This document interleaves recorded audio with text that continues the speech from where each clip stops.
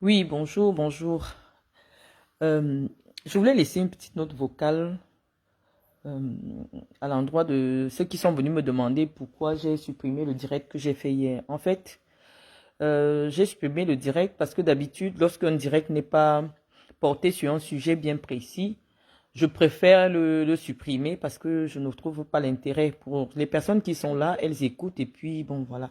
Quand il n'y a pas un sujet particulier à développer, parce que je veux pas surcharger ma page, j'avais plein de directs, donc parfois je supprime. Mais malheureusement, bon, il y a des personnes qui sont venues m'écrire pour me demander pourquoi ils avaient besoin que je reprenne le direct. Donc je vais vous demander d'aller chercher Stella Amougou, Sandy de Boston. On va commencer par Sandy de Boston. Stella la voleuse internationale, et puis le masque Bamoun, alias Guylaine Chapuis. On va commencer par faire écouter le message laissé par Madame Doulou, donc la dame de compagnie de Chantal Biya, parce qu'il y a des gens qui ont besoin qu'on leur rafraîchisse un peu la mémoire. C'est quand on parle quelque chose et puis ça fait un mois, on a l'impression que les gens oublient un peu. Donc, on commence par Guylaine Chapuis parce que j'ai un autre téléphone et je vais faire réécouter le message aux Camerounais. Voilà. Si tu peux dire à Marlène de m'envoyer le numéro de Marthe Zoua, j'ai envie de l'insulter parce qu'elle est en train d'insulter Marlène d'Invoutoula. Elle est en train de délirer. Je ne connais pas ta fille, mais j'ai envie de la venger. Je ne sais pas ce que celle de Marthe Zoala a contre Marlène Invoutou. Marlène Invoutou, c'est une femme posée. Elle ne discute pas les hommes avec n'importe qui. Bref, je n'entre pas. Si Marlène a le numéro de Marthe Zoua, une certaine Marthe Zoua, elle connaît, qu'elle m'envoie, je vais régler son compte ici au Cameroun. Je risque même la faire enfermer si elle continue à prononcer le nom de Marlène. Voilà. Donc vous avez bien suivi. Ça, c'est la dame de compagnie de la première dame du Cameroun qui a laissé un message à mon endroit parce qu'elle voulait aller enfermer une femme qui m'insultait. Moi, je n'étais même pas au Cameroun. Elle voulait enfermer une femme qui m'insultait. Gaëtan, tiens, ton téléphone. Donc, Guylaine Chapuis, tu entends la femme sur qui toi tu comptais pour m'insulter. Comment elle laisse le message qu'elle va aller enfermer une femme qui m'insulte? La femme sur qui tu comptais quand tu t'es mise à m'insulter, parce que tu savais que si je te fais arrêter, elle va intervenir.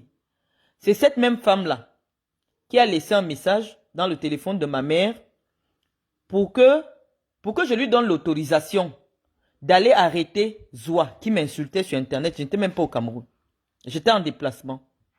Donc, pour te faire comprendre que quand je te disais que je cherche sur qui tu comptes pour m'insulter à Yaoundé, c'est-à-dire que parfois, ce n'est même pas moi qui décide de nuire à quelqu'un qui est en train de m'insulter. Ça, c'est la dame de compagnie de la première dame du Cameroun qui me demande si je peux autoriser qu'elle parte arrêter une femme qui m'insulte sur Facebook. Donc, tu comprends bien ma préoccupation quand je cherche à savoir qui te donne le courage à Yaoundé de m'insulter. Et tu comprends bien que ce n'est que la même personne qui voulait aller enfermer une femme qui m'insulte, qui s'est mise derrière toi quand tu t'es mise à m'insulter. Et lorsque je t'ai fait interpeller par la police, c'est elle qui est intervenue en disant que c'est la première dame du Cameroun qui te demande de parler sur Internet. Moi, je parle toujours avec des preuves. C'est le petit défaut que j'ai. Je parle toujours en présentant les preuves. On vient d'écouter Madame Doulou qui dit qu'elle va prendre sur elle d'enfermer une femme à Yaoundé qui m'insulte. Et donc, quand je t'ai fait arrêter par la police, c'est la même Madame Doulou qui a appelé pour qu'on te libère. Et j'ai donc expliqué aux Camerounais les raisons de ce changement de comportement, c'est-à-dire la même femme qui était prête à enfermer des femmes à Yaoundé qui m'insultent, est désormais la même qui intervient quand les femmes qui m'insultent sont interpellées. Et j'ai expliqué la raison pour laquelle, en disant que, entre-temps, il y a eu une transaction d'argent foireuse de 4 millions entre ma mère et Madame Doulou. Et comme ma mère a humilié Madame Doulou en la traînant au CED, Madame Doulou, sachant que ma mère n'est pas à sa portée, puisque ma mère vit en Europe, Madame Doulou a commencé à monter des femmes pour m'insulter sur Internet. Et c'est ainsi que toi, tu as été recruté. Et elle t'a dit, feu à volonté. Je suis derrière toi, je te protège. Donc, lorsque toi, tu commences à m'insulter, mon premier réflexe, parce que je sais qu'aucune femme à Yaoundé n'a le courage de s'asseoir et m'insulter. Ça, c'est une réalité. Donc, quand toi, tu es à Yaoundé, tu es assise, tu m'insultes, je suis obligé de chercher sur quoi tu comptes. Parce que on parle toujours pas à pas. Je vous donne des cours. Ça dit que Medoulou, je n'étais même pas au Cameroun. Elle voulait que je lui donne le OK pour faire arrêter Zouamart, qui m'insultait. Et toi maintenant, tu t'es mise avec elle, et toi tu t'es mise à m'insulter alors qu'on n'avait aucun problème. Donc la conséquence logique de cette attitude est le fait que désormais, c'est elle qui t'employait pour m'insulter. Et il y a eu un problème qui a poussé Medoulou à se comporter ainsi. C'est la transaction des 4 millions qu'elle avait escroqué à ma mère et que ma mère la traîne au CED. Ça là, elle s'est sentie humiliée. Elle a décidé de se venger de ma mère à travers moi. Et ça a commencé par des insultes. Sur les femmes, elle payait les femmes, elle motivait les femmes, soit avec des billets, avec plein de cadeaux pour m'insulter. Et j'avais besoin de venir expliquer aux Camerounais les raisons de cet acharnement gratuit que je subis sur les réseaux sociaux de la part des femmes qui sont proches de la première dame du Cameroun. Il fallait que j'explique les raisons pour lesquelles cela se passait ainsi. Puisque toi et moi, tu étais abonné à ma page, j'ai jamais eu de problème avec toi, j'ai jamais dit du mal de toi. Et ton entrée en matière débute lorsque je suis cassé par des éléments de la GP. Et pourquoi la GP intervient dans mon domicile, ça aussi on doit répondre pourquoi. Et la première personne qui a la vidéo, les vidéos qui ont circulé sur Internet, c'est Madame Doulou, qui prend le soin de renvoyer ces vidéos à ma mère en lui faisant savoir que voilà le résultat de ta méchanceté. Donc n'importe quel enquêteur, même s'il n'a pas 2 ans dans la police, va te dire que toutes les misères que j'ai subies après la transaction foireuse entre Madame Doulou et ma mère qui s'est terminée au CED, tout cela est lié. Il y a un lien de causalité. Donc c'est ça que tu veux te donner de l'importance. Non, tu n'es pas importante. Aucune femme à Yaoundé ne peut s'asseoir et m'insulter. Aucune. Et lorsque j'ai mis la main sur toi, tu as vu comment on a mis la main sur toi? C'est elle qui est intervenue parce qu'il y a quelqu'un qui pouvait te retirer de là. En utilisant le nom de Madame Biya. Et j'ai bien averti, quand j'étais encore à Yaoundé, que la personne qui a mis la bouche dans mon problème, parce que personne ne met sa bouche dans mon problème, à Yaoundé, j'ai dit la personne, quand je vais découvrir qui a mis la bouche pour te sortir de cellule, alors que j'avais mes problèmes, que je suis insulté jour et nuit, je vais répondre à cette personne. Lorsque je te vois le 5 janvier, saluer la première dame, t'arrêter et qu'elle te dise du courage, je m'en fous. Même si vous ne parliez pas de moi, même si elle ne te connaît pas, je sais que c'est Medoulou pour me narguer qui t'a fait rencontrer la première dame publiquement. Et j'ai dit, bon, ok, on va maintenant répondre de manière officielle. Et j'ai mis le feu sur toi. Actuellement, tu ne dis plus ma mamoun. Guylaine Chapuis, tu ne dis plus ma mamoun. Tu dis maintenant la dame que tu cites le nom parce qu'elle t'a interdit. Ne parle plus de moi sur Facebook. Medoulou t'a interdit. Maintenant, tu dis que la dame que tu cites le nom là, tu devais dire que ma mamoun, tout le monde sait, on te suit depuis. Hein. Tu disais ma mamoun, oh vraiment. Maintenant, tu l'appelles déjà que la dame dont je cite le nom. Tu vois? Donc, il y a un changement. Parce que ce que j'ai dit a déstabilisé même Medoulou là où elle compte. Parce que Medoulou, c'est Chantal qui lui donne le pouvoir. Donc, quand j'attaque Chantal, tout le pays est obligé de se retourner pour demander que qu'est-ce que le nom de Chantal Biya fait sur Facebook dans la bouche de Marlène Mvutu. Les gens viennent s'asseoir pour écouter. Et on est obligé de prendre des décisions qui sont drastiques. Parce que si Medoulou ne traînait pas avec la racaille des réseaux sociaux et utilisait le nom de la première dame pour faire du trafic d'influence, dans des fausses histoires, comment une femme de ton âge peut s'asseoir sur Internet pour insulter les gens en se faisant passer pour la copine de la première dame. Tout le monde t'a suivi ici quand tu as commencé cette histoire. Tu fais des directs, tu montres une perruque, tu dis que c'est la perruque que la première dame elle-même portait. Elle a retiré ça sur ta tête directement et t'a donné. Tu as fait cette vidéo, tu portais l'habit de la fondation Chantal Biya. Tu avais une perruque. Et tu as dit dans cette vidéo que Chantal a seulement enlevé la perruque de sa tête, elle t'a donné. Pendant tout ce temps, j'enregistrais. Je restais tranquille. J'enregistrais. J'ai simplement déposé ma plainte et j'attendais de voir qui va intervenir dans mon problème avec toi. Et comme j'ai eu la source sûre que les coups de fil sont venus de la présidence de la République, j'ai pris mes clics et mes claques. J'ai dit, bon, si ce sont ces gens qui permettent qu'on m'insulte sur Internet, qu'on insulte mon père, qu'on insulte ma mère, je ne suis plus avec eux. Et je vais dire aux Camerounais ce que j'en pense. On a mis le feu sur toi. Tu es en pleine dépression, Guylaine Chapuis. 6 heures, tu fais le direct sur moi. Tu dis que je vais devenir ton eau. Non, je ne vais pas devenir ton eau. Moi, j'ai eu mon objectif. C'est parce que tu ne me connais pas. Tu dis que qui me connaît à Yaoundé. Voilà la personne sur qui tu comptes. Qui cherche mon numéro pour aller me venger. Parce qu'une femme m'insulte. Imagine-toi alors des gens qui ont des liens directs avec moi. Imagine-toi ce qui peut arriver avec des gens qui ont des liens directs avec moi.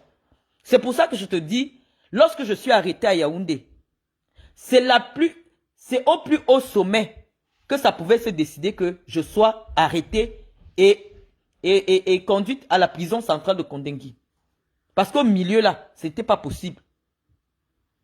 On connaît comment se passe Yaoundé. Tu dis qui me connaît à Yaoundé. Voilà ta mamoun. Qui dit qu'elle ne me connaît pas. Elle n'a jamais parlé avec moi. Mais elle a envie d'aller me défendre, d'aller enfermer une femme qui m'insulte. Moi, je ne suis pas de ceux qui exposent leurs relations. Je préfère même souvent passer pour celle qui n'a pas de relation. Mais tout le monde sait qu'on ne met pas la bouche dans les problèmes de Marlène. Aucune femme à Yaoundé ne peut s'asseoir pour parler de moi. Quelqu'un qui a quelque chose à protéger. Je ne parle pas des saletés des femmes Bayam Salam, tout ça. Non, elles n'ont rien à protéger. Mais une vraie femme de Yaoundé, même citer seulement mon nom dans une émission radio, elle ne peut pas. Elle ne peut pas. Parce qu'elle sait qu'elle aura plus à perdre que moi. Donc quand je te dis ça, tu vois que tu as perdu. Tu étais déjà dans une bonne lancée. On avait déjà permis que tu viennes à la présidence. Tu pouvais faire tes petites escroqueries au calme. Maintenant, tu viens jeter les cailloux sur un tambour. Mais forcément, je te dis que les gens peuvent dire beaucoup de mal de moi. Parce qu'on sait que je suis méchante. Je règle tous mes problèmes. C'est ça que tu ne sais pas. Avec n'importe qui, même si c'est le président de la République, je le verse. J'ai rien à foutre. La seule chose que quelqu'un peut faire sur moi, c'est prendre l'arme et tirer sur moi. Parce que je n'ai peur de personne. C'est ça que tu ne sais pas. Lorsque tu t'es mise sur moi, tu croyais que je suis le genre de femme. Oh, j'ai honte, on va parler de moi, tout ça. Moi, je suis une femme, je n'ai pas honte. Moi, je n'ai pas honte. Hein. Tu parles de moi tous les jours, tu dis ce que tu veux, tu dis ce que tu peux. Vous avez déjà tout inventé sur moi, ça glisse sur moi. Mais si moi, je mets la main sur toi, tu vas sentir ça dans ta vie. Aujourd'hui, tu ne dis plus ma mamoun. Tu dis que même quand tu cites le nom de la femme dont tu cites là, tu as déjà peur de citer le nom de ta mamoun. Tu as déjà peur de dire que tu es la belle de Chantal Biya. C'était ça mon objectif. Parce que moi, je suis sûr que quand moi je m'assois ici sur ma page, je dis quelque chose. ça va arriver chez son destinataire. Et donc, mon objectif est atteint avec toi. Parle de moi tous les jours, parle de moi tous les jours. Quand tu dis quelque chose qui est faux, je reviens, je te dis, ce que tu dis de moi est faux. Parce qu'il s'agit de restaurer mon honneur que je n'ai pas pu faire. Parce que Medoulou a fait une entrave à la justice. Elle a usé du trafic d'influence pour que mon dossier soit arrêté au niveau de la DRPJ.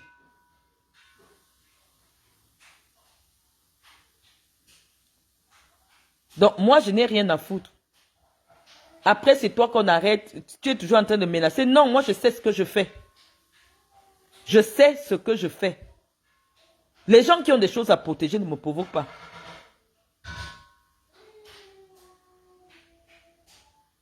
Donc, je ne suis pas là pour parler de toi uniquement parce que tu m'intéresses. Non. Je parle de toi parce que je me sers de toi pour nuire à des gens qui veulent me nuire. Tu es mon, comment on dit ça? Mon cheval de croix. Et j'ai réussi mon objectif. Tout le monde va constater que ta ligne éditoriale, parce que les gens qui m'ont contacté m'ont dit qu'ils vont te demander que si tu as un problème avec Marlène, parle de ton problème avec Marlène. N'associe plus qui que ce soit dans tes problèmes sur les réseaux sociaux. Et tout le monde constate que c'est ça. Mais à la réalité, toi et moi, nous n'avons aucun problème. La seule chose, tu as insulté mes parents. Tu comptais sur Medoulou. Et moi, j'ai dit, je ne réponds pas au chien. Je réponds directement à son maître. Et lorsque j'ai vu Medoulou dans mon problème, j'ai répondu directement à Chantal Biya. Et je crois que sur 3 semaines, on s'est suffisamment exercé dessus. Et actuellement, on passe à autre chose. Donc, je fais une revue de presse très rapide sur toi. Il n'y a plus rien à dire. Tu as dit des choses, tout le monde, et j'ai prouvé que ce que tu dis est faux. Donc, ça ne sert à rien. De venir te dire, non, je n'ai pas 6 enfants, non, aucun de mes enfants n'a jamais habité avec ma mère. C'est-à-dire que tu dis une chose et son contraire. Il y a une folle sur Internet qui dit me connaître. Et elle dit que j'ai des problèmes avec ma mère, c'est pour ça que ma mère ne pouvait pas garder mes enfants. Et maintenant, toi, tu dis qu'il y a un de mes enfants qui habitait chez ma mère. Non, c'est pas cohérent. Je vous dis que personne ne me fréquente. Personne ne vient chez moi. Personne ne me fréquente, donc vous ne pouvez jamais rien savoir sur moi. Je suis très imbu de ma personne. Lorsque je me rends compte que quelqu'un n'est pas de ma catégorie, je ne marche pas avec toi. Donc personne ne peut te donner une information source sûre en ce qui me concerne. Parce que ceux qui me fréquentent ont plus à perdre que moi. Donc si moi je me rends seulement compte qu'une seule information qui est vraie est sortie de moi, je suis capable de prendre ma caméra et de venir sur Internet, appeler le nom de la personne. Parce que je sais qui peut sortir une telle information. Je vous ai dit que le lion marche seul. Et lorsqu'il est même en troupe, il est avec d'autres lions. Moi, je suis une lionne. L'aigle vole seul. Et si tu le retrouves en train de voler avec d'autres oiseaux, ce sont aussi des aigles. Je ne suis pas dans vos petites choses-là. Tout le monde voit que vous mentez sur moi. Je vous ai demandé, venez me dire ce que vous faites dans la vie. Preuve à l'appui. Il est question aujourd'hui d'édifier la jeunesse féminine sur... Il est question d'édifier la jeunesse camerounaise sur les réalités de nos vies en Europe. Qu'est-ce que nous faisons en Europe pour que nous nous positionnons en modèle, en donneuse de leçons par rapport à ce qui se passe au Cameroun. Chacun vient présenter son parcours.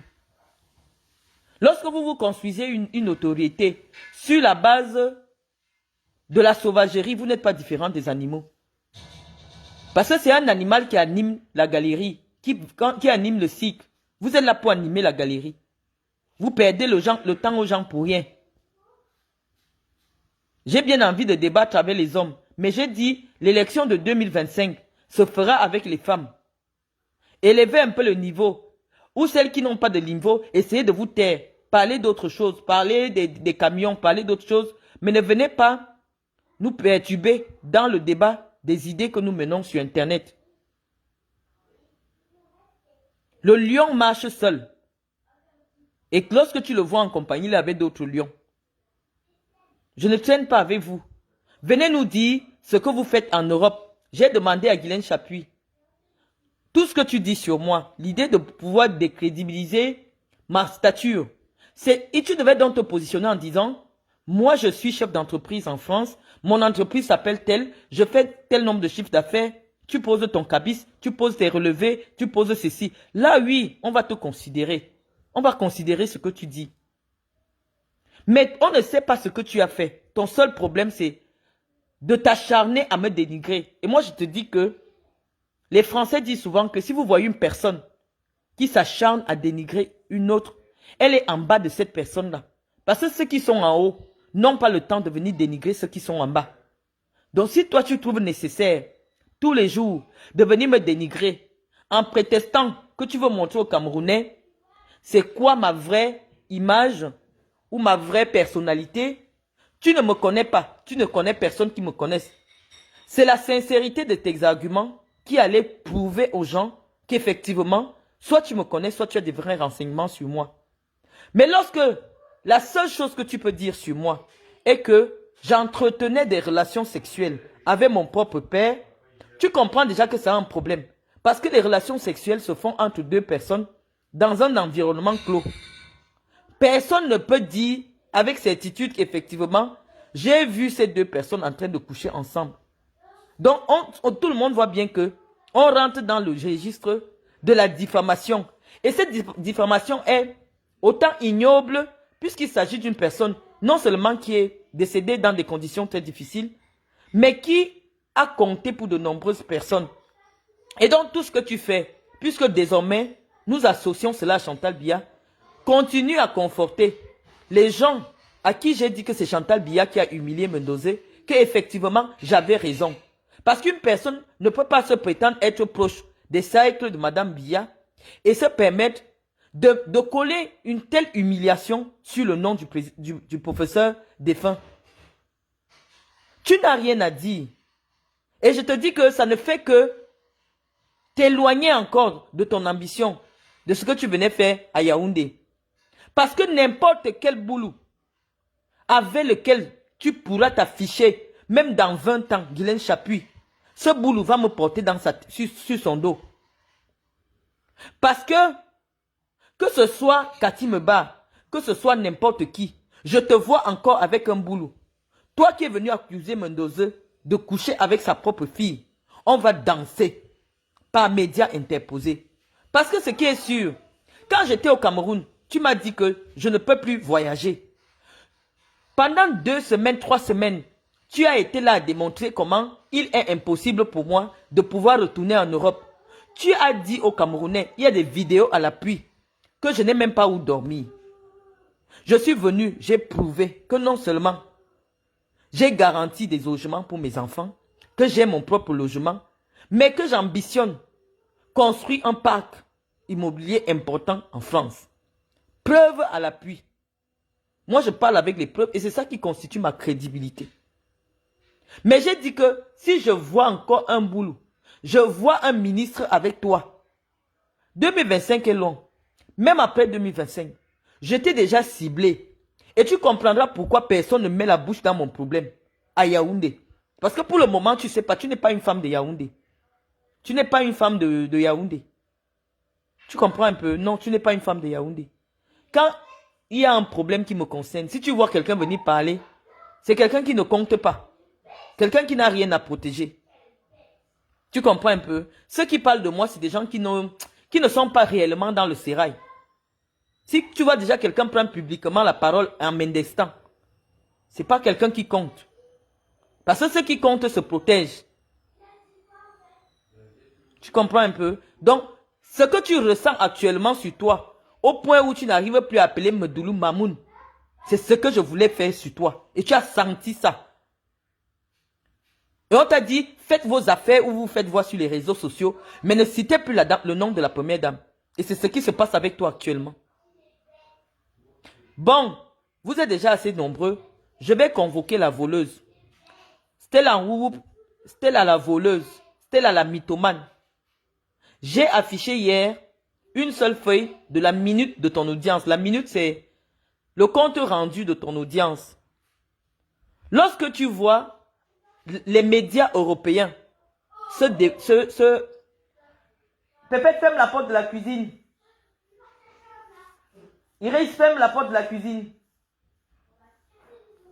Oh, Gaëtan, voilà. J'entends le bruit ici, je veux simplement qu'elle ferme la porte, s'il te plaît.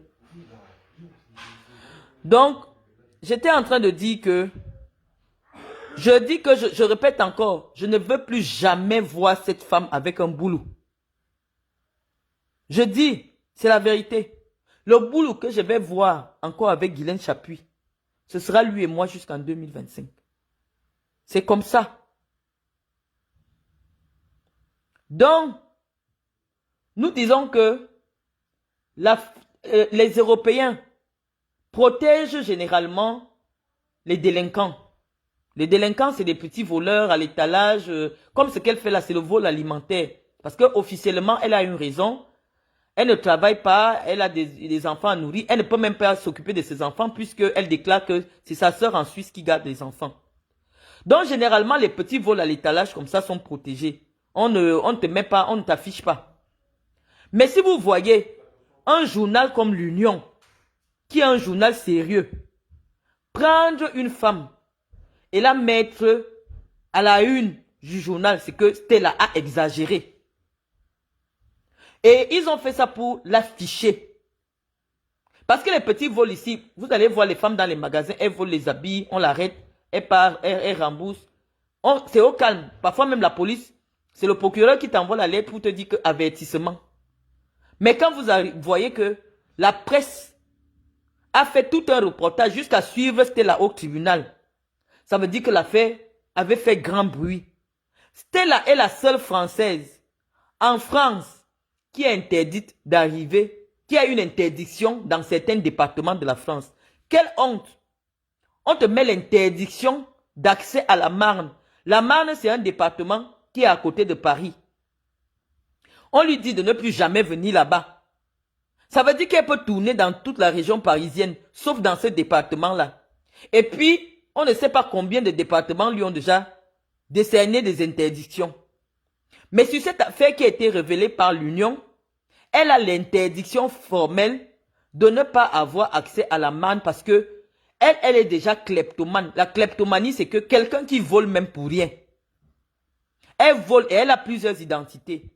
Quand on lui a demandé que les identités que vous aviez n'avaient pas vos noms, elle n'avait pas remarqué que ce n'était pas son nom. Il y avait sa photo, mais ce n'était pas son nom. Elle dit qu'elle marchait avec les pièces d'identité là, mais elle ne savait pas que ce n'est pas son nom qui est écrit. Et le journal vous dit bien que même son avocate était dépassé, que le niveau de mensonge-ci. Comment quelqu'un peut mentir bêtement? Même le président du tribunal l'a tourné en dérision, dit que mais attends, votre téléphone a borné là où il y avait le vol à Tilloy. Votre téléphone a borné là-bas. Elle dit non, c'est parce que j'avais oublié mon téléphone. Le président du tribunal lui dit mais attendez, les experts ont montré tous les déplacements de votre téléphone. Les experts, parce qu'ici en France, quand la police vient vous arrêter, ils ont déjà mis votre téléphone, ils vous contrôlent depuis au moins 6 mois. Quand ils viennent avec vous au tribunal, vous ne pouvez pas gagner le procès. Donc c'est comme ça que le président du tribunal dit à Stella que, mais vous dites que vous avez oublié votre téléphone, mais le téléphone s'est déplacé à Tilloy. Parce qu'elle a menti, elle voulait mentir au tribunal que elle était en Suisse à la période où il y a eu le vol à Tilloy. Elle croyait que ce n'est que le simple fait de son identité qui contribue, l'identité qu'elle avait présentée ce jour-là, une fausse identité, qui lui permettait de se défendre sur le fait que ce n'était pas elle, c'était la Amougou. Or, les enquêteurs la filaient depuis longtemps. Et ils ont tracé son téléphone partout où elle est partie. Vous voyez qu'une femme qui est capable d'être arrêtée la main dans le sac. La fille du magasin explique que elle avait un tatouage impressionnant sur la main. Et quand vous voyez le tatouage de Stella, oui, la première fois que n'importe qui voit Stella va remarquer le tatouage de Stella. C'est à cause du tatouage que Stella, la voleuse, a été arrêtée. À cause de son tatouage. Et quand elle est arrêtée, elle est amenée au tribunal, elle se met à mentir au point où son avocate même était dépassée. Donc une femme qui ment à ce point-là, quelle est la crédibilité que vous pouvez lui donner sur les réseaux sociaux si ce n'est pas que vous n'avez rien à faire et vous voulez absolument vous divertir sur les réseaux sociaux. On ne se divertit pas avec n'importe quel animal. Là où Stella est là, elle n'est pas différente d'un animal. Cette fille vole pour rien. Elle vient dans un magasin, elle vole les ordinateurs, elle vole les imprimantes. Et hier, dans son direct, elle disait que normalement, son vol n'est même pas dangereux parce qu'elle vole les blancs. Que la France, c'est le cacao de leurs parents. Donc, normalement, n'importe qui a le droit de voler ici. Non, Stella. Lorsque tu te présentes à côté de la première dame du Cameroun, comme on a voulu te faire entrer dans le cercle de la première dame là, ton nom ne doit pas être sur Google, accroché à la une. Je vais mettre la une de ce journal là tout à l'heure après le direct. Ton nom ne doit pas être accroché, que tu es condamné pour plusieurs escroqueries en France. Tu as le droit d'être une voleuse. Des voleurs au Cameroun, il y en a des tas. Mais lorsque tu te lèves déjà dans le domaine politique pour venir expliquer aux gens que on peut faire le doctorat et avoir faim en France, ne rien faire en France, toi tu as plus d'argent que moi. Les gens veulent donc comprendre, mais c'est là. Qu'est-ce que tu fais dans la vie? C'est là qu'on s'arrête. Tu n'arrives pas à nous dire qu'est-ce que tu fais. Si tu es infirmière, dis aux gens je suis infirmière. Si tu es femme de ménage, dis aux gens je suis femme de ménage. Tout le monde va aller chercher quels sont les revenus d'une femme de ménage pour qu'elle ait plus de moyens que Madame Mvoutou. Si on n'a pas ces informations-là, la seule information qui est officielle et qui est publique, accessible à tous, puisque les Blancs ont mis ta photo dans le journal, les Blancs ont mis ta photo, les Blancs ont référencé ta photo dans le journal, donc tu ne peux pas dire qu'on s'est trompé, comme c'est peut-être un homonyme. Mais attends, comment tu peux avoir une homonyme qui a une sœur en Suisse comme toi, qui a un tatouage sur la main comme toi, qui apporte... Qu'est-ce qu'on ne veut pas? Non, ce n'est pas un homonyme. La presse a bien pris ta photo. Donc, au lieu de venir... Déjà que tu n'as pas contesté, tu as avoué à demi-mot qu'il s'agit de toi. Mais que tu as des raisons parce que, comme les Blancs nous ont colonisés, vous les Noirs, vous avez le droit de venir voler ici. C'est ça en réalité. Et moi, je dis que je ne peux pas me comparer à une femme qui vole. Oui, effectivement. Si tous les jours, tu entres dans les magasins, avec les pièces d'identité différentes, tu sors le matériel de 2 millions. Même si tu pars revendre à Château d'eau aux gars qui repartent avec ça au Cameroun, à 1,5 million chaque jour. Oui, effectivement, tu auras plus d'argent que moi. Mais nous, on dit que tout argent n'est pas bien, en fait. La dignité est bien. Ce n'est pas bien que tes enfants, quand ils vont grandir, dès qu'on tape leur nom, on voit tout ce que nous on voit là actuellement sur Google te concernant. Stella Amougou. Ce n'est pas bien. L'argent à tout prix, ce n'est pas ce que nous voulons vendre à la jeunesse camerounaise. Donc lorsque vous avez la responsabilité, les Camerounais, vous savez que les Camerounais ne lisent pas. Or, quand vous avez affaire à une personnalité comme moi, je cherche tout sur votre vie avant de venir vous répondre. Tu ne savais pas que je vais avoir accès à cet article avec ta photo où il est décrit que tu es une voleuse multirécidiviste. Tu es la seule Française en France avec des interdictions de territoire à l'intérieur du territoire français. Un woup, la honte, le vol, Stella, tu es une voleuse. C'est-à-dire que pour toi, pourquoi on te donne même l'interdiction, c'est qu'on a constaté que c'est la maladie. Parce qu'il y a des voleurs occasionnels. Quelqu'un peut se retrouver dans une situation de détresse, il vole. Là, on comprend. Mais toi, tu voles de manière... comment on dit ça? Tu voles de manière... Pour rien, tu voles pour rien. Pour toi, tu es déjà dans le domaine de la kleptomanie. Donc, on t'a catégorisé parmi les gens qui sont malades. Lorsque le juge dit déjà qu'on te met l'interdiction de territoire à l'intérieur de ton propre pays, peut-être je parle en français que les gens ne comprennent pas. C'est comme si quelqu'un à Yaoundé, on lui dit qu'il a interdiction d'entrer à Douala. Un Camerounais, le juge te sort une décision que tu as interdiction d'entrer à Douala. Tout le monde peut comprendre que ton niveau a atteint un niveau élevé. C'est comme les gens qui jouent les jeux de hasard ici. À un moment donné, quand il joue déjà beaucoup au point où il se met en danger, il met ses biens en danger, le juge prononce une interdiction de salle. Parce qu'on sait que pour lui là, ce n'est plus normal. Comment quelqu'un peut avoir 1 million d'euros dans son compte? Il entre dans un casino, il joue pour 1 million d'euros. Là, on comprend que c'est déjà une addiction qui peut lui être préjudiciable. Et donc le juge préfère le protéger contre lui-même. Le juge français de Pontoise t'a protégé contre toi-même en te mettant des interdictions de territoire à l'intérieur du pays où tu as la nationalité. Si ce n'est pas la honte, c'est quoi? Donc, où tu es là, tu es voleuse compulsive. C'est-à-dire que pour toi, c'est du domaine de la maladie. Si les blancs t'ont mis dans le journal, ça veut dire qu'en une journée, tu peux faire le tour même de 15 magasins, tu voles 15 magasins.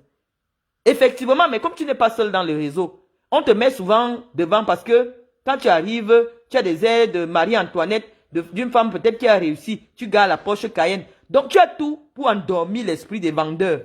Sauf que tu as mis la marque sur toi. Si tu étais en Arabie Saoudite, on t'aurait déjà coupé la main qui a les tatouages là. Parce que la loi de la charia dit que quand quelqu'un vole, on doit couper sa main. On doit couper ta main, c'était là. Tu arrives avec des airs qui rassurent les vendeurs là. Tu mets la perruque, tu mets les talons, tu te donnes des airs alors que tu n'es qu'une minable voleuse. Qu'est-ce que tu peux dire sur une digne femme qui élève ses enfants? Venez nous dire ce que vous faites. Moi j'ai posé, je suis chef d'entreprise. J'ai mis les noms de mes entreprises. Tous les Camerounais ont vérifié. Qu'est-ce que vous faites pour venir me dire que je n'ai rien? Oui, comparé à quelqu'un qui vole dans les magasins. Oui, non, franchement. Parce que moi, je ne peux pas voler pour 15 000 euros chaque jour. Je ne peux pas voler. Je ne peux pas voler, vraiment. Mais à l'intérieur du pays où tu as eu les papiers, tu as les territoires où tu ne peux pas avoir accès. Maintenant, tu peux prendre un extrait de casier judiciaire. Ouais, c'était là. Tu as commandé l'extrait de casier judiciaire de ton fils. C'est arrivé. Tu as pris l'ordinateur. Tu as modifié le nom. Sauf que ton fils a plus de 2 prénoms. Dans la partie où les prénoms étaient réservés, tu es obligé de venir encore écrire ton nom 2 fois. Aucun document officiel en France ne répète le nom de la même personne si ce n'est pas écrit comme ça sur son acte de naissance. Stella, est-ce que tu t'appelles Stella Amougou Stella, comme c'est écrit sur ton extrait de casier judiciaire que tu as voulu publier? Tout le monde a vu que c'est faux. Parce que j'ai publié l'extrait de casier judiciaire de Cynthia de 2024. J'ai publié un autre extrait de casier judiciaire que Fashion Police a publié. Les extraits de casier judiciaire ont une même police. Puisque c'est fait par le même bureau. C'est comme les factures EDF. C'est la même police. Et je vous assure que sur les ordinateurs ordinaires là, ce n'est pas facile de trouver la police là. La police d'écriture là. Donc quand quelqu'un falsifie un document, vérifiez seulement la police d'écriture du nom. Vous allez connaître que c'est le faux. C'était là maintenant, comme il y avait de l'espace après le nom de son fils, elle a doublé son nom. C'était là ton extrait de casier judiciaire n'est pas vierge en France. Parce que en dehors du problème qui a été rapporté par le journal, le tribunal dit que tu es une multirécidiviste. Ils n'ont même plus moyen de te faire arrêter. La seule chose à faire maintenant, c'est de te coller les interdictions de territoire. C'est pour ça que tu marches avec des identités qui ne sont pas ton nom. Parce que tu sais que si on te contrôle dans la Marne, alors que tu as une interdiction de séjour à la Marne, tu vas te faire arrêter. Obligé donc de marcher avec des identités qui ne portent pas ton nom. Parce que ton nom officiel est fiché en France. Ton nom est fiché en France, dans ton propre pays. Tu ne peux pas arriver dans certaines villes. Parce qu'on estime que toi, le vol, c'est déjà la maladie. Donc, qu'est-ce que je vais débattre avec toi? Tu voulais quoi? On t'a promis que tu seras député au Cameroun. Dis-toi que c'est mort. Tu seras député pour quelle ville? Je vois que tu es né à Ebolova. Non, les gens comme toi ne peuvent pas occuper des fonctions politiques à Ebolova. Tant que moi je vis, non. Et tant que tout ce que j'ai dit ici est encore présent sur ma page, tu ne peux rien avoir au Cameroun. Même les petits billets que tu avais souvent là, que tu peux avoir les femmes là, Ngama ne va plus jamais te recevoir. Donc, tu es aux abois. Là où moi je mets la photo d'Ngamba tous les jours sur ma page là, elle ne peut plus jamais te recevoir. Donc ça c'est mort même déjà. Parce que elle, déjà c'est une femme très réservée. Elle n'aime pas les affaires des réseaux sociaux. Même si elle essaye d'apparaître, c'est une femme qui veut se donner une certaine classe. Mais elle sait que là où vous avez déjà amené son nom chez moi là, elle ne veut plus jamais, elle ne va plus jamais s'afficher avec vous. Ça c'est clair. Donc, ton film est mort. Tout le monde sait. Je ne mens pas. C'est un journal des blancs, ce n'est pas les noirs qui ont écrit sur toi. Ils ont mis ta photo. Peut-être tu as une jumelle qui s'appelle Stella Amougou, qui a le tatouage comme toi, qui a sa sœur en Suisse. Peut-être tu as une jumelle. Mais c'est une source suffisamment crédible qui a parlé de ce que tu fais en France depuis que tu es en France. Donc, voilà en ce qui vous concerne. Maintenant, je vais convoquer Sandy de Boston. Sandy, tu es allé à l'école pour apprendre à lire et écrire, tu as fait un certain niveau d'études, mais tu n'as pas de culture politique parce que tu n'as jamais vécu, tu n'as jamais fait de la politique au Cameroun. Tu ne t'intéresses même pas à la politique dans le sens intellectuel de la chose. Toi, tu fais des choses pour te faire voir. Trouver les petits gars bamléqués qui cherchent, qui font les petits débrouillardises ici, aller te débrouiller dans les lits avec eux.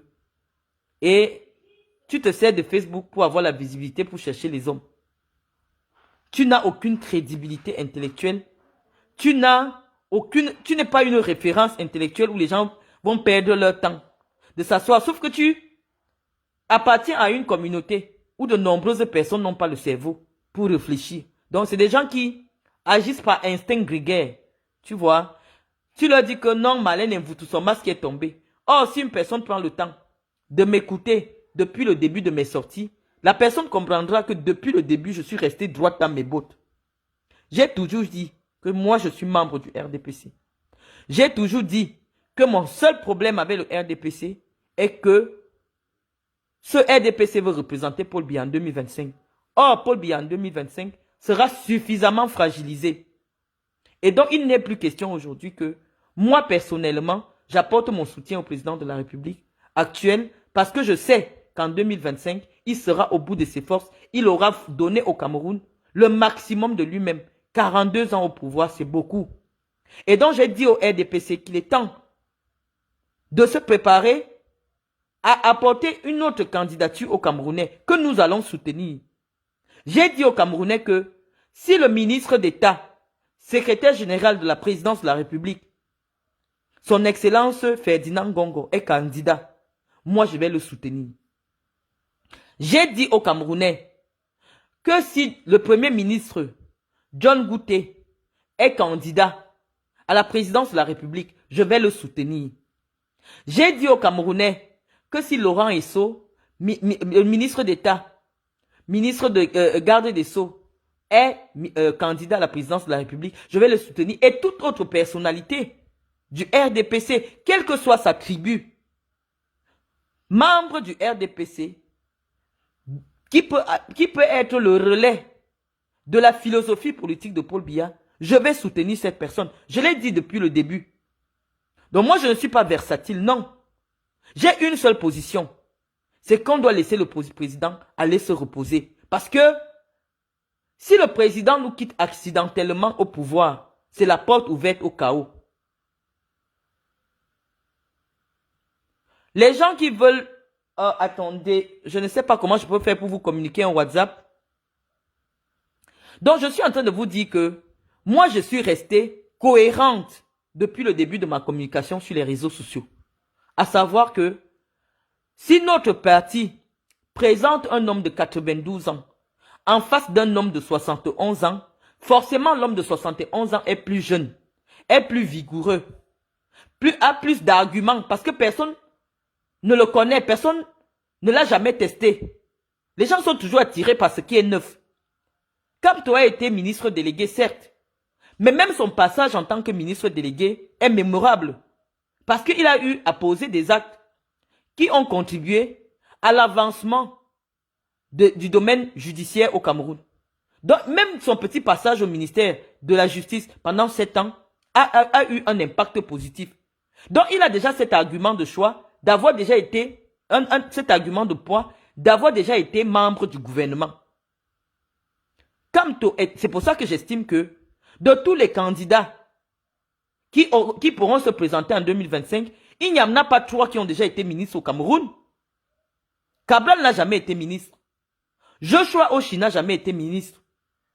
Je ne sais pas qui d'autre veut même être candidat là. Non.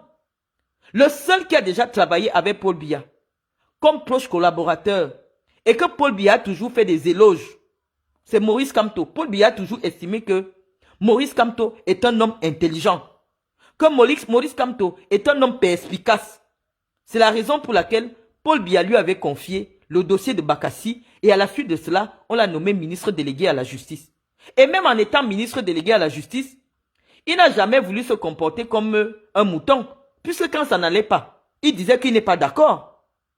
Et c'est pour ça qu'il claque la porte du gouvernement. Parce que malgré le fait qu'on lui avait donné une place à la mangeoire, il était toujours ferme dans ses convictions. Lorsque ça ne marchait pas, il disait au gouvernement que ça ne marche pas. Il est parti, il a quitté le gouvernement. C'est le seul au Cameroun aujourd'hui, peut-être avec un autre ministre du Nord, là son nom va me revenir, qui était ministre de l'Éducation, à avoir démissionné d'un gouvernement. Les ministres au Cameroun ne démissionnent pas. Mais Kamto a eu le courage de démissionner. Lorsque je dis cela, ça peut être positif à son avantage, mais c'est la vérité. Mais il n'empêche qu'à côté aussi, ceux qui portent la parole publique de Kamto actuellement sur les réseaux sociaux n'aident pas Kamto à avoir une posture de présidentiable. Mais ça n'enlève rien sur les qualités de l'homme. L'homme a des qualités. L'homme a des atouts. Mais le problème de Kamto actuellement, c'est de devenir un présidentiable, c'est-à-dire quelqu'un qui peut être le président de tous les Camerounais et non le président des Bamileke. Voilà le défi sur les mois qui arrivent que vous, en tant que soutien du président Kamto, vous devez apporter. Mais ne pensez pas que moi, je peux travailler pour vous alors que je n'ai aucun intérêt. Non, je ne travaille pas pour les gens sans intérêt. Non, je n'ai aucun intérêt avec vous. J'ai un intérêt dans le RDPC. Mais je n'ai pas un intérêt dans le MRC. Non. Donc, pourquoi moi je viendrai travailler pour vous? Pourquoi vous allez penser que je dois toujours être dans le sens de faire campagne pour vous? Non. Je vous ai dit qu'en politique, lorsque vous partez en guerre, reconnaissez d'abord les forces de l'adversaire. Et en fonction des forces de l'adversaire, renforcez vos propres forces. Je vous ai dit que Maurice Kamto a d'abord un premier atout, c'est son épouse. Ça veut dire que le candidat que mon parti doit présenter doit tenir compte aussi de la compagne du futur candidat. Qu'est-ce qu'elle fait dans la vie? Elle est qui? Parce que nous allons nous battre sur cet élément que nous, femmes camerounaises, considérons aujourd'hui comme un élément de poids. Pour relever la jeunesse camerounaise, il faut une première dame qui inspire les jeunes femmes camerounaises. C'est un argument intellectuel que nous autres, nous allons développer. Quand je reconnais que Kamto Maurice a un programme économique qui est viable, qui est crédible, c'est pour dire à mon camp, ne venez plus dire que Paul Biya et Sardine, non, vous aurez en face de vous quelqu'un qui a un plan détaillé et qui est chiffré. Maurice Kamto a travaillé sa campagne comme on travaille en Europe. C'est-à-dire que n'importe quel intellectuel va recevoir le programme de Maurice Kamto et il va dire que c'est crédible. En France, quand quelqu'un se met en campagne, il rencontre les groupes de pression. Il leur explique. Vous allez voir ici, quand quelqu'un est candidat, il va chez les francs-maçons en tenue blanche ouverte, expliquer aux francs-maçons de France pourquoi lui il veut être président. Vous tapez un peu, en France comme ça que ça se passe. Le candidat rencontre d'abord les francs-maçons. Après, il rencontre des associations. Après, c'est après qu'il part voir les militants. Parce qu'on doit savoir à qui on confie le pays. Et les francs-maçons vont lui expliquer que nous, on a un seul point. C'est le respect de la laïcité. Quelles sont les lois que tu penses mettre sur pied pour améliorer la compréhension de la laïcité, pour comprendre la nécessité de bannir le tribalisme en ce qui concerne le Cameroun?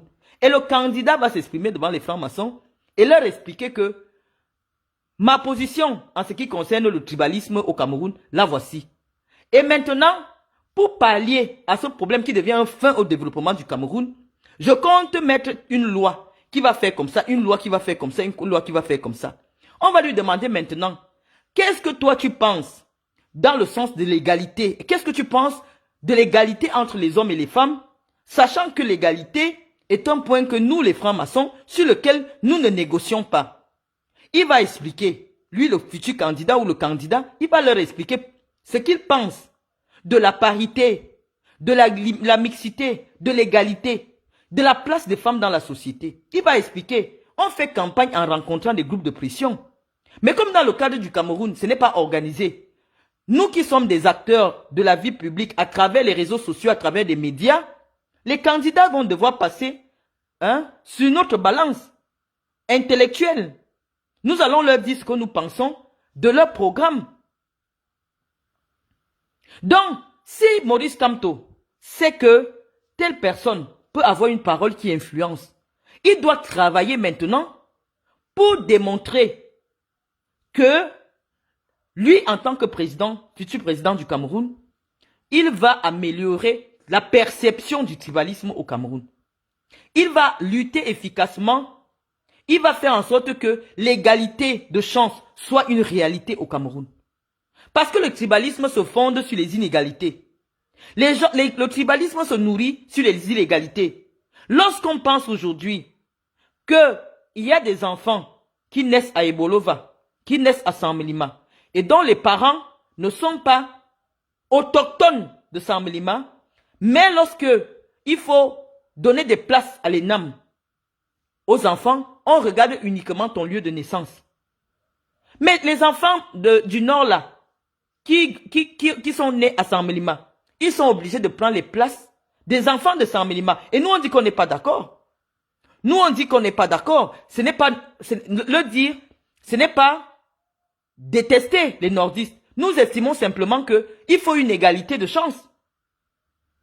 Pourquoi on peut penser que dans un concours, on doit le réussir en fonction de son appartenance régionale? Nous disons que dans un concours administratif, si les 60 premiers sont du Sud, les 60 premiers doivent réussir.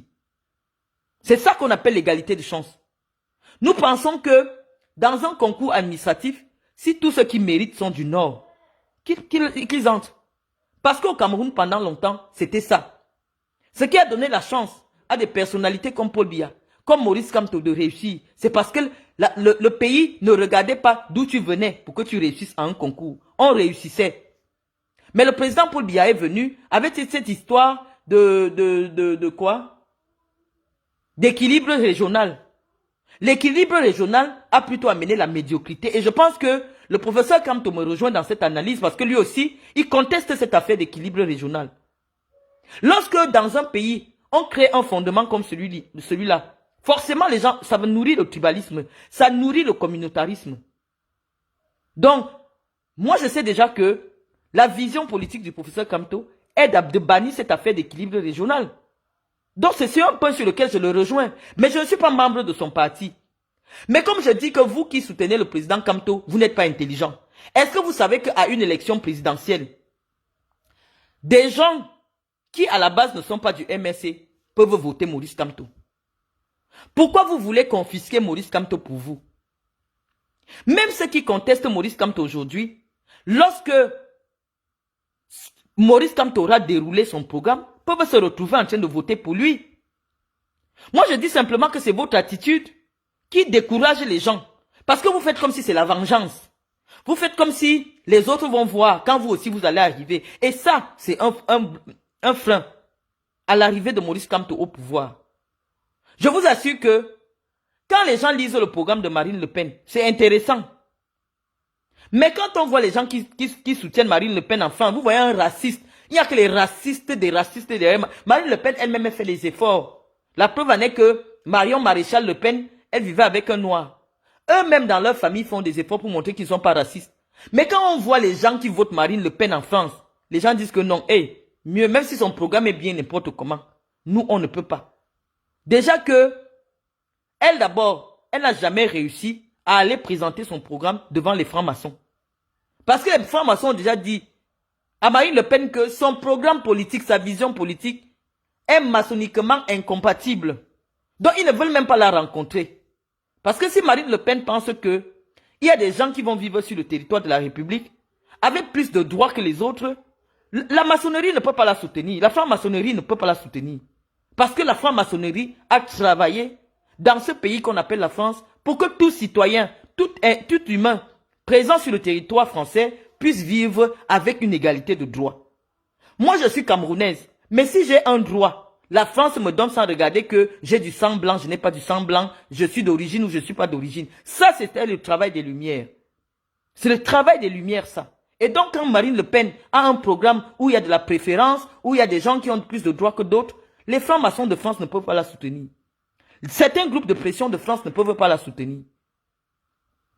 Donc, c'est comme ça que ça se passe en France. La France, l'élection du président, c'est une rencontre entre les hommes et les différents groupes de pression. Même les tribalistes.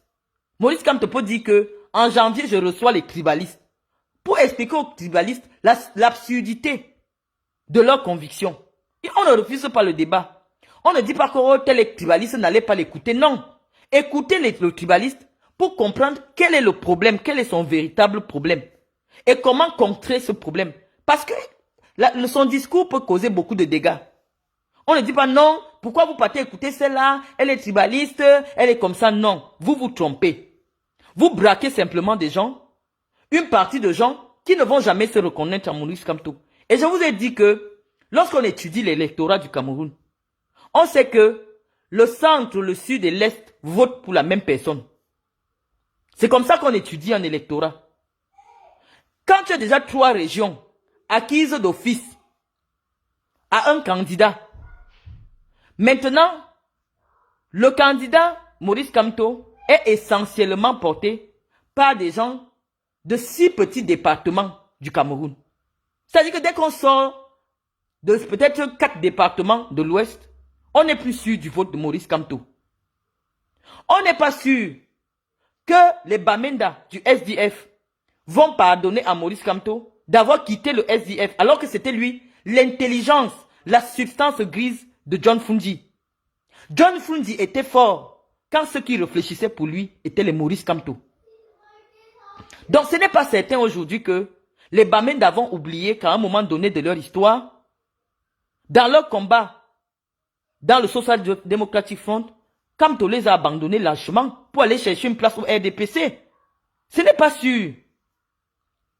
Ce n'est pas sûr que les Sawa du sud-ouest vont soutenir Maurice Kamto.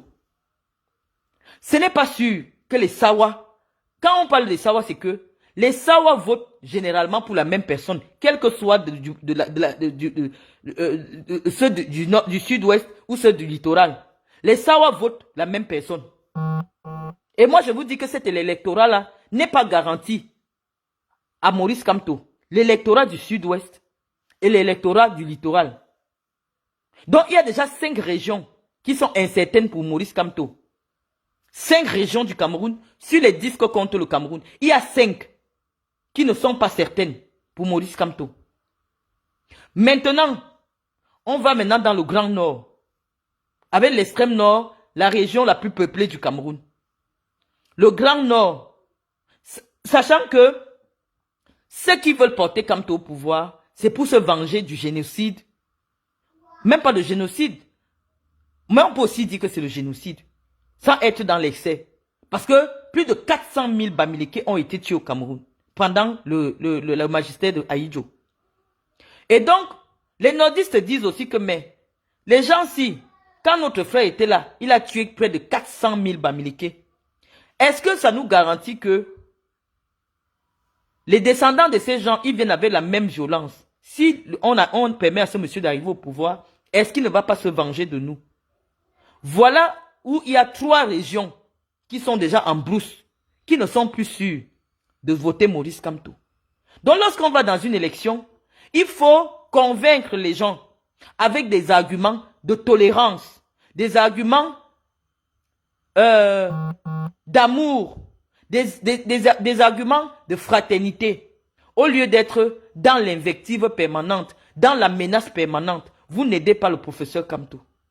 Vous ne l'aidez pas. Parce que le professeur Kamto lui-même est conscient que le boulet sur son pied, c'est sa propre tribu.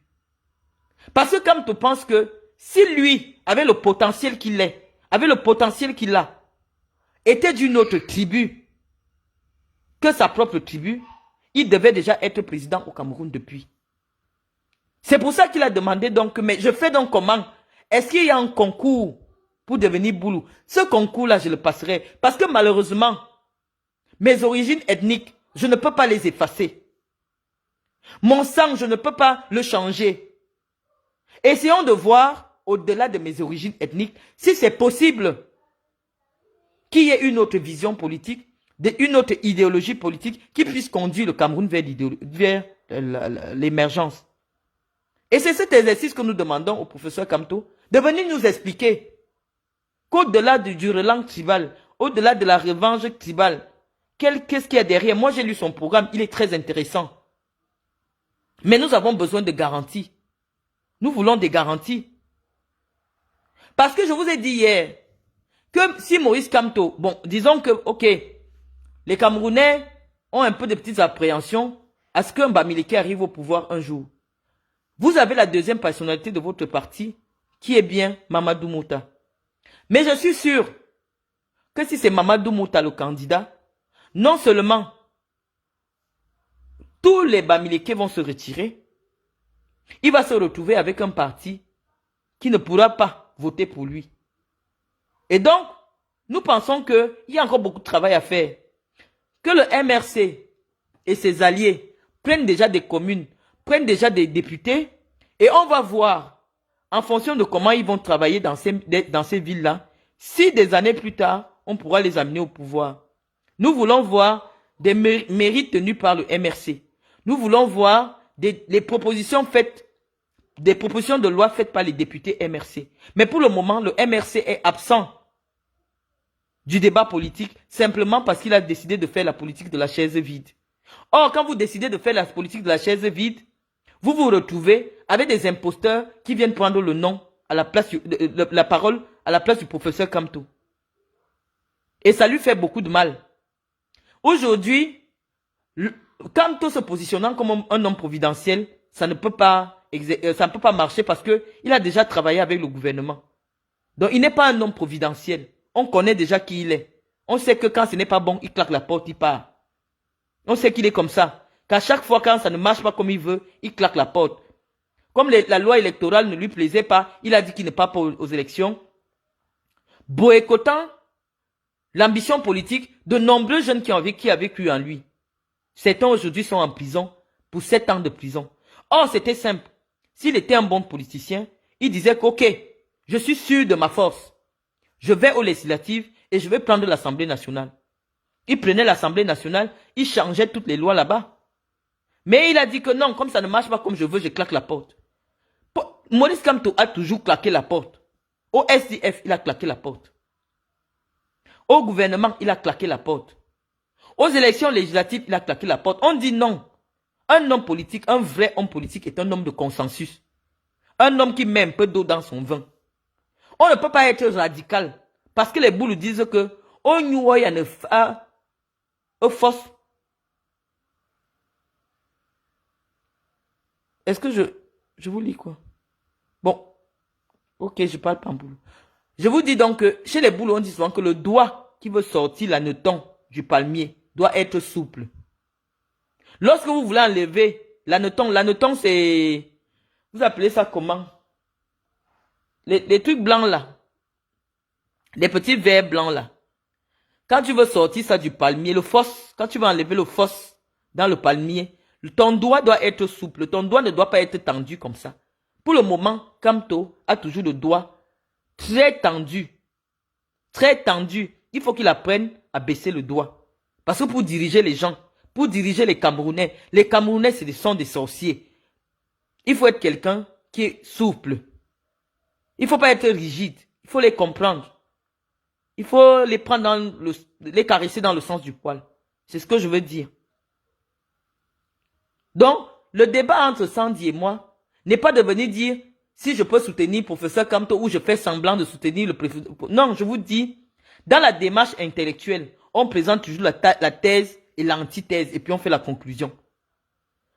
Donc, je ne peux pas évoquer avec crédibilité le dossier Maurice Kamto en ignorant les compétences de Maurice Kamto ou en minimisant sa position. Non. Pour que je sois crédible et entendu, il faut que je reconnaisse d'abord que c'est un homme fort. Et qu'il a un avantage sur Paul Biya, c'est son âge. Lui, il aura 71 ans. Paul Biya aura 92 ans. Donc forcément, il est plus jeune, il est plus frais que Paul Biya.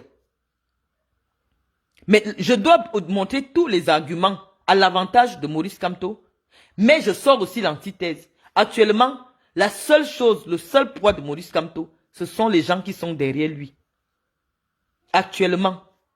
Lorsque vous me parlez de l'APC, l'Alliance pour le changement, qui sont ceux qui sont là-dedans? C'est les Nietzsche. Nietzsche ne peut attirer que des Bamileke. Donc, c'est-à-dire que à l'intérieur de l'électorat de Maurice Kamto, il y a toujours et uniquement que des gens qui sont déjà d'office acquis à Maurice Kamto.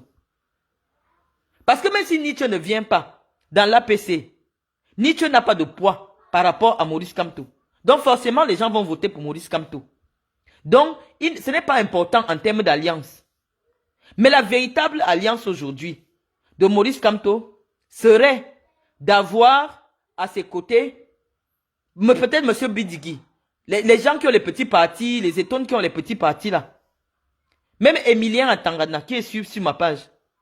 Il faut qu'on le voit avec Maurice Kamto. Ça veut dire que au moins une partie des petits est déjà prête à soutenir Maurice Kamto. Mais tant que Maurice Kamto n'auront pas des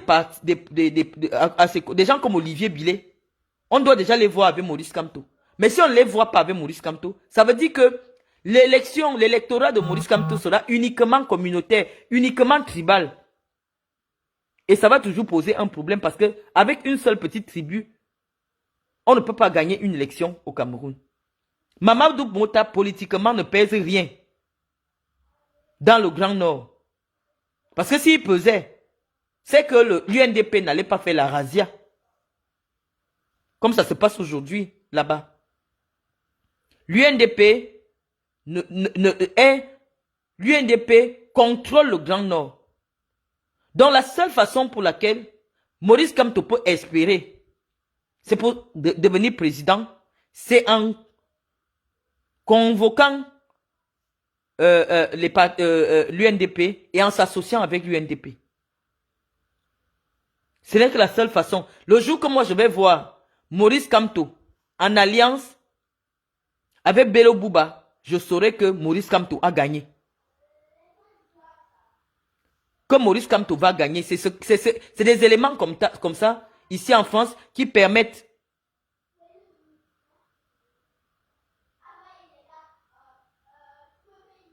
de faire ce qu'on appelle les sondages.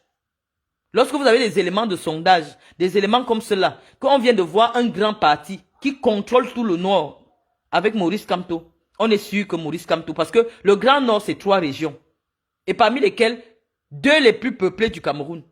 Donc forcément, si on voit déjà l'UNDP dans l'alliance avec Maurice Kamto, on n'a pas besoin d'être sorcier pour savoir qu'il y aura match. Parce que l'UNDP vient avec 3 régions. L'UNDP vient avec 3 régions. Donc moi je vous explique que chaque pays a sa façon de faire la démocratie. Je vous ai expliqué qu'en France, il y a une façon de faire la politique et la campagne. En France, tous les candidats partent d'abord rencontrer les francs-maçons, partent rencontrer les associations, avant d'aller rencontrer les populations. Parce que les intellectuels français, les leaders d'opinion français ont d'abord besoin de comprendre la pertinence de votre ambition avant de commencer à encourager les gens à vous écouter.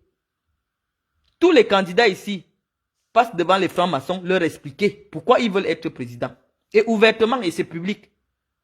On vous demande pourquoi vous voulez être président. Ils vous posent des questions. Parce que si votre programme ne leur convient pas, ils vont travailler pour vous bloquer. Au Cameroun, je ne sais pas comment ça se passe. Mais au Cameroun, c'est un jeu ethnique et tribal. C'est-à-dire que dès qu'on voit déjà les patrons des grands groupes tribaux derrière quelqu'un, on sait que la personne s'y va gagner. Parce que le vote au Cameroun est essentiellement identitaire. Parce que les gens n'ont pas la culture politique. Vous ne verrez jamais quelqu'un vous dire que je suis socialiste. C'est pour ça que je vote au RDPC. Ou je suis un progressiste marxiste. Non, les gens n'ont pas encore les courants, n'ont pas encore le niveau intellectuel pour adhérer à des courants philosophiques. Au Cameroun, vos parents au village là qui ont la carte de vote là, ils ne connaissent pas les courants politiques. Leur seul problème c'est que mon grand frère va voter Paul Biya. Et moi aussi je peux voter Paul Biya. Voilà le réflexe. C'est le réflexe identitaire. C'est pour cela que chaque fois qu'on agite le réflexe identitaire, personne ne peut gagner l'élection face à un grand groupe ethnique qui est les Ekans. Parce que dès qu'on dit aux Ekans que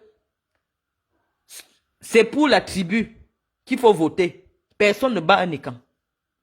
Parce que les Ekans votent essentiellement par repli identitaire. Donc c'est comme ça, vous devez, ce n'est pas normal, mais c'est la réalité. C'est la vérité. Donc, nos parents n'ont pas encore la culture pour comprendre c'est quoi un socialiste, c'est quoi un marxiste, c'est quoi ceci. Non, ils ne savent pas encore. Leur problème, c'est la tribu. Donc, on vous explique les choses. Pas pour que vous vous mettiez à m'insulter, non. C'est pour vous donner des arguments à développer.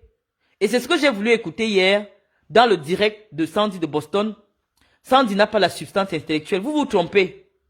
Sandy, elle parlait, crie, mais il n'y a rien de substantiel dans son discours. Il n'y a pas de choses importantes là-dedans. Bon, maintenant, quelqu'un me dit, c'est une fausse analyse de la situation. Mon analyse peut être fausse, monsieur Daniel Sarah Dan. Allez donc développer sur vos pages une meilleure analyse de la situation actuelle du Cameroun. Parce que je vois que la mienne ne vous convient pas. Bon, quelqu'un dit, si l'UNDP n'a pas fait en 1992 avec le RDP, SIF, comprend l'enjeu de ces politiciens. Effectivement, je vous ai dit que l'UNDP, qui est un parti du Grand Nord, ne peut pas s'allier avec des gens de Grassfield. Parce qu'il y a un problème historique entre les gens du Nord et les gens de l'Ouest. Donc c'est très compliqué. Bon. Non, le vice-président du MSC du Nord, mais Maurice Kamto n'a pas choisi un homme puissant du Nord. Mamadou Mota, c'est 0 dans le Grand Nord. Pour que le MRC choisisse une personnalité de poids, il fallait que le MRC choisisse une personnalité de poids. Des gens, par exemple, comme les Saliderou, qui a déjà été ministre, qui a déjà été machin. Si on voyait Saliderou, ancien ministre, vice-président du parti de Maurice Kamto, les gens allaient prendre ça au sérieux. Mais Mamadou Pota, on sait que c'est seulement pour faire l'équilibre régional nominatif. C'est juste pour son nom qu'on a mis son nom. Mamadou Mota pèse 0. Mais si Maurice Kamto voulait qu'on prenne le MSC au sérieux dans les régions du Grand Nord, il fallait qu'il aille chercher quelqu'un comme Saliderou ou d'autres anciens ministres puissants là dans le Nord. Oui, on allait dire que c'est vrai. Mais les nordistes prennent cette position de Maurice de Mamadou Mota comme de la moquerie. Que c'est de la moquerie, vous vous moquez d'eux. Encore que jusqu'à présent, Maurice Kamto a encore l'opportunité de convaincre un jeune comme Guibaï Gatama. Guibaï Gatama, le journaliste, hein, il n'a pas de parti politique. Il a seulement un mouvement politique, un mouvement de revendication politique. Si on voit Guibaï Gatama derrière Maurice Kamto, là on peut commencer à réfléchir. Parce que c'est un gars qui est puissant sur le terrain. Donc, Mamadou Mota ne pèse pas. Mais un jeune comme Guibaï Gatama, on le voit avec Maurice Kamto, on va comprendre que ça va se jouer. Si on voit Guibaï Gatama avec Maurice Kamto, on sait qu'il y aura match. Donc, allez faire la cour à Guibaï Gatama. Si vous voulez commencer à faire peur un peu aux gens, allez vers Guibaï Gatama. Parce que Guibaï Gatama est en brousse. Et Guibaï Gatama est capable de convaincre au moins 5 millions de nordistes, au moins 2 millions de nordistes derrière lui. Guibaï est fort. Et il n'est pas encore dans un parti. Et il a dit clairement que lui ne soutient pas le RDPC. Donc, que le professeur Kamto aille faire la cour à Guibaï Gatama. C'est un gars qui a le cœur. Il va lui dire que moi je vais être premier ministre. Qu'il accepte même. Mais si on voit Guibaï avec Maurice Kamto, on sait qu'il y aura match. Je suis méprisante, ça j'assume. Je dis ce qui est. Mamadou Mota ne peut rien donner au MSC. Dans le Grand Nord, il ne peut rien donner.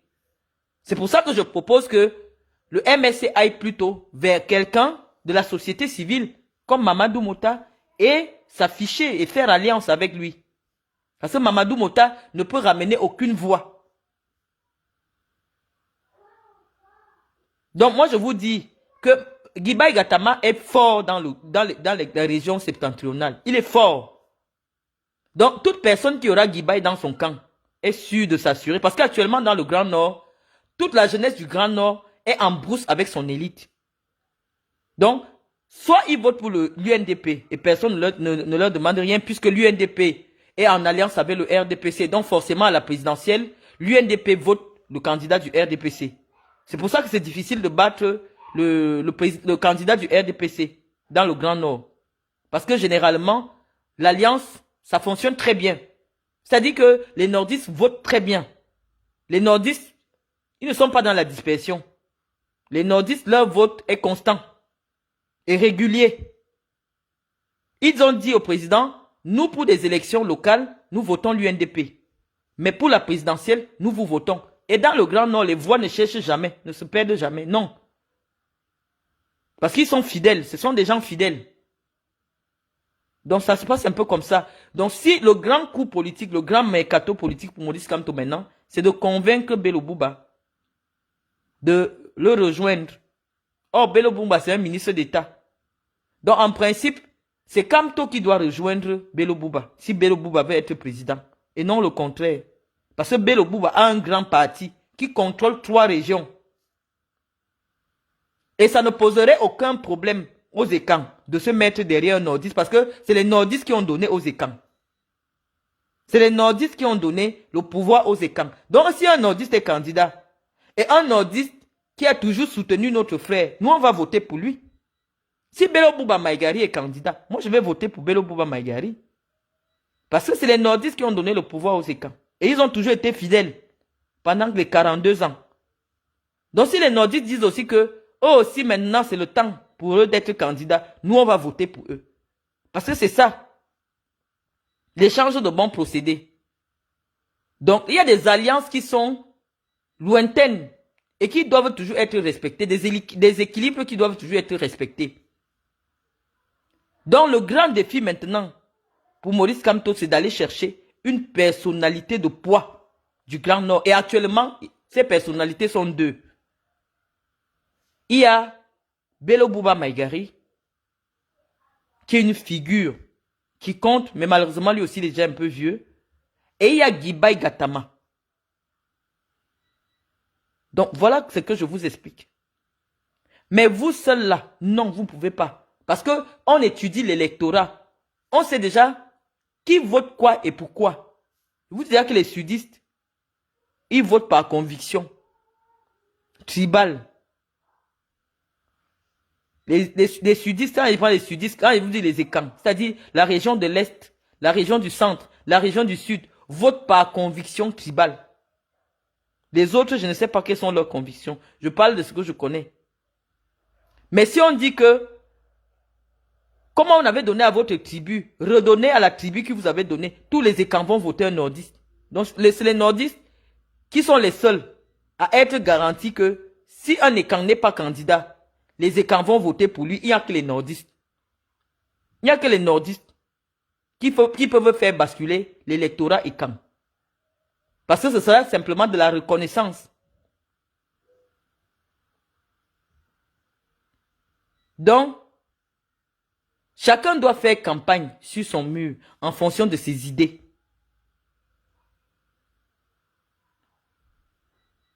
Je vous dis que Guibaï est fort. Guibaï peut bousculer beaucoup de choses là-bas au nord. Je ne vous mens pas. Guibaï est fort.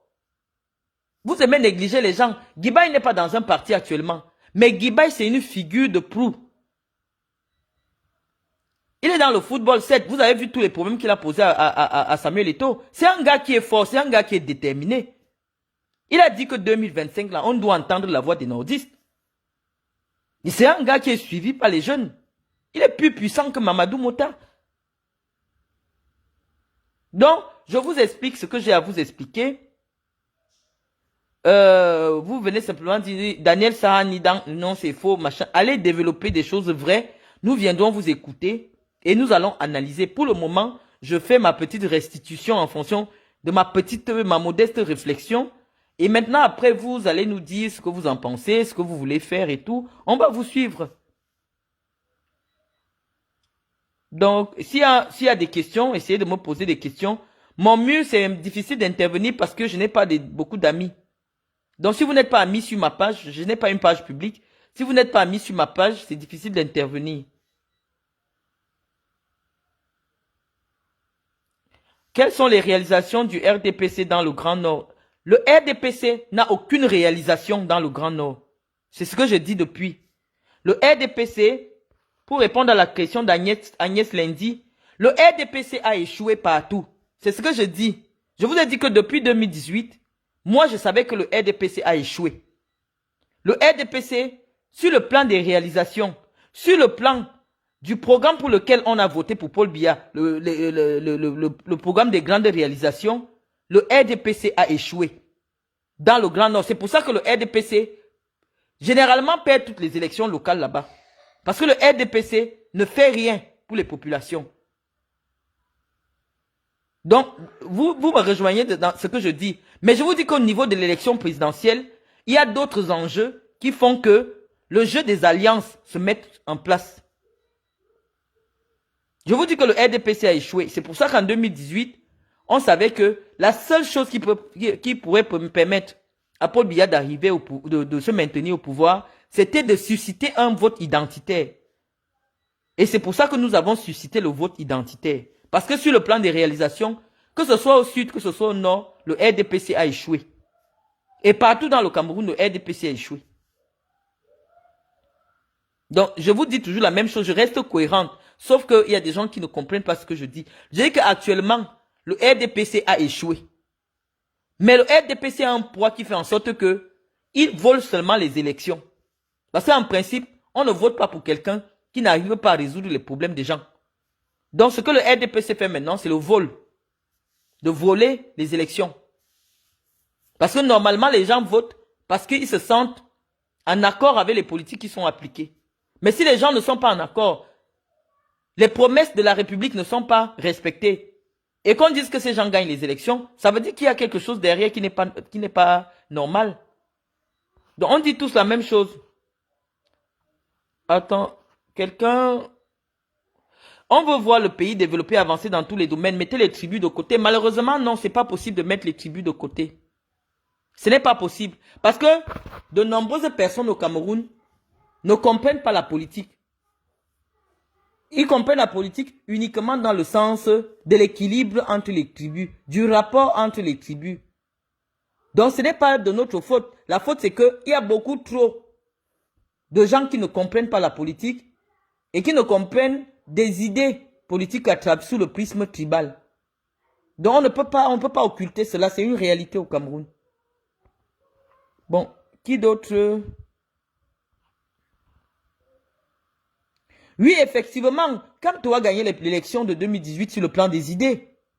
Il avait un très bon programme politique, je vous l'ai expliqué. Kamto a gagné sur le plan des idées. Kamto a un programme politique qui est formidable. Mais il fallait user de la roublardise intellectuelle pour voler l'élection à Kamto. Parce que oui, effectivement, si Moïse Kamto passait en 2018 et il faisait 2 mandats, oui, le Cameroun serait déjà à un autre niveau maintenant. Parce que son programme est un programme qui est crédible et qui peut sortir le Cameroun de la misère. Donc je vous dis toujours la même chose. Et donc, ayant en face de vous quelqu'un qui a un programme qui est crédible, la seule chose à lui opposer, c'est l'élément tribal. C'est le tribalisme parce que le tribalisme, c'est quelque chose de stupide. Je vous dis que le tribalisme est stupide. Et le tribalisme, c'est comme les animaux. Parce qu'il n'y a que le chien qui aime s'asseoir avec les chiens. Donc on dit tous la même chose. Oh là.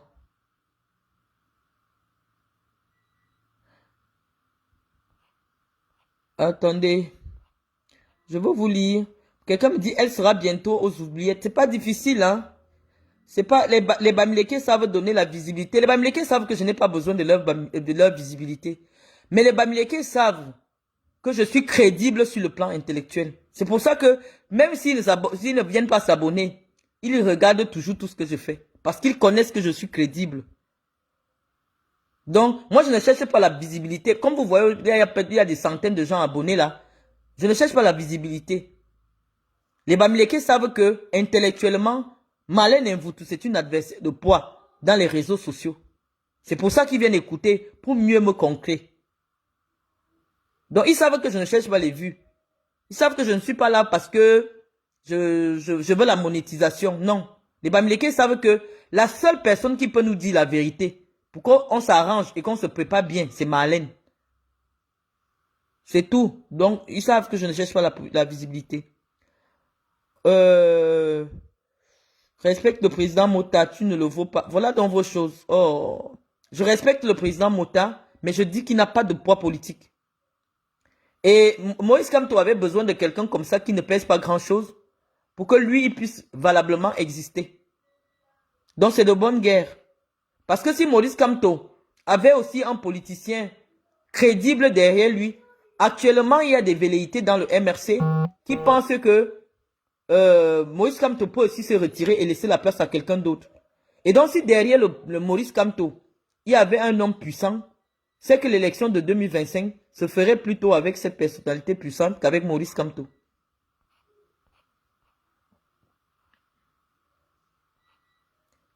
Bon, voilà. Non, on n'a pas besoin d'avoir un essai de casier judiciaire vierge pour être candidat à la présidentielle de la... L'élection politique est la seule élection où quelqu'un peut avoir fait 25 ans de prison et se présenter. On ne regarde pas le casier judiciaire dans le cadre des élections politiques, surtout l'élection du président de la République. Le nombre d'années en prison, ça ne compte pas. Quand tu as gagné sur le plan du programme, sur le plan des idées en 2018, c'est lui qui a gagné l'élection.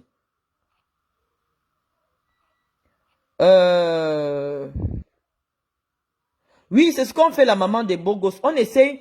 C'est pour ça, moi je ne suis pas là pour les vues, la maman des beaux gosses. Je suis là pour vous apprendre comment ça se passe, comment on réfléchit. Vous devez maintenant chercher les nordistes. Vous devez chercher les nordistes parce qu'eux, ils ne sont pas dans les problèmes. Ils ne sont même pas sur Facebook. Allez convaincre les nordistes. C'est pour ça que je vous invite à être sur le terrain. L'électorat ECAN, c'est un électorat qui est fermé. Donc ça ne sert à rien de vous mettre encore en guerre avec les ECAN. Les ECAN, c'est un électorat, c'est le seul électorat qui ne bouge jamais. C'est un électorat de tribalistes. Donc ça ne sert à rien de vouloir convaincre les ECAN. Les ECAN réagissent par rapport à leurs intérêts tribaux. Donc ça ne sert à rien. Les seuls que vous pouvez convaincre actuellement, c'est les nordistes. Donc allez plutôt vers les nordistes. Ne venez pas combattre Marlène Mvutu. Parce que Marlène Mvutu apparaît à un électorat qui ne bouge jamais. C'est un électorat qui est ferme, qui ne bouge pas, qui a ses convictions et qui reste bloqué dessus. Donc, et je vous dis que ça ne vous fait pas du bien d'avoir seulement Mota. Mota fait du travail, mais Mota ne compte pas. Cherchez un gars comme Mamadou Mota, Gibai Gatama. Parce que même si vous ne passez pas la présidentielle, si Gibai sait qu'il sera à l'Assemblée nationale, il va vous apporter des voix. Il peut être investi par le MRC et se présenter aux législatives. Or, le RDPC ne pourra jamais investir Gibai Gatama aux législatives. Tout le monde veut son intérêt en politique. Donc, allez convaincre Gibai de vous rejoindre en lui promettant une investiture aux législatives. Il va vous apporter des voix.